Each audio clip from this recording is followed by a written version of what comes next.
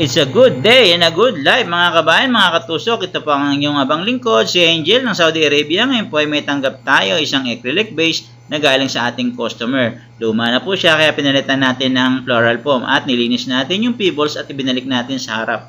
And then nagtusok na po tayo ng ating artificial na dahon. And then yung ating machola na purple ay tutusok natin sa kabilang side. 3 piraso po siya, isang mataas, isang medyo mababa at isang mababa. And then sa baba po ay magtutusok din tayo ng crumple.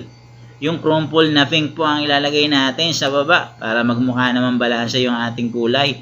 And then pagkatapos natin itusok ang ating crumple sa baba ay magsusunod naman tayo ng baby roses na sukari or beige color. Pag na-scatter na po natin yung ating baby roses na sukari o beige, ay magtutusok din po tayo ng pink color baby roses sa taas. I-scatter lang po natin yung ating baby roses pink para magmukhang balanse yung ating design. And then, ilalagay po natin yung ating gypsophilia at ating yung crest actar or crest green. Yung crest green po ay itutusok natin ng medyo mahaba para pong nasa Bermuda grass ka lang or meron ka lang base na tinanim. Para po magmukhang elegante at maganda-gandang tingnan ng ating arrangement. At lalagyan din po natin yan ng pera doon po sa bakanting spasyo sa gitna. Para po yun ay bumagay sa ating design. And then pagkatapos po niyan ay maglalagay tayo ng masinjana sa magkabilang side at sa taas. BB-shape din po natin yung masinjana sa taas para magmukhang elegante naman at walang paddy or walang espasyo ang ating design. I hope po nagustuhan nyo ang aking design at paki-like and comment and paki-share na rin po. At paki-follow na rin po ako. Konting lambing lang po ng isang kabayang florista.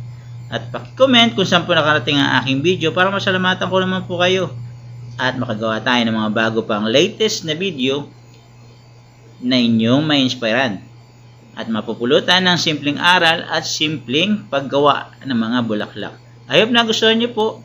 Maraming salamat po sa inyong lahat. God bless you all mga kabayan, mga tusok, hanggang sa muli ng ating paggawa. Maraming salamat po at marami pa tayong pagsasamahang mga gagawin na video dahil ang Saudi ay hindi nagsasawang bumili at magpagawa ng bulaklak dahil sila ay malalambing na tao at mapagmahal sa kanilang mga kapwa. Sila po ay laging may regalong bulaklak. Kahit saan sila pumuntang bahay, hindi nakakalimot magdala ng bulaklak. Yan po ay isang sweetness, kindness ng isang mga Saudi. Kaya napakasarap pong pakinggan. Pagka po lagi sila nagpapagawa ay nakakatuwa. At sila po ay talaga namang pinagpapala. God bless you all mga kabayan, mga katusok. Hanggang sa muli nating video. Maraming salamat po.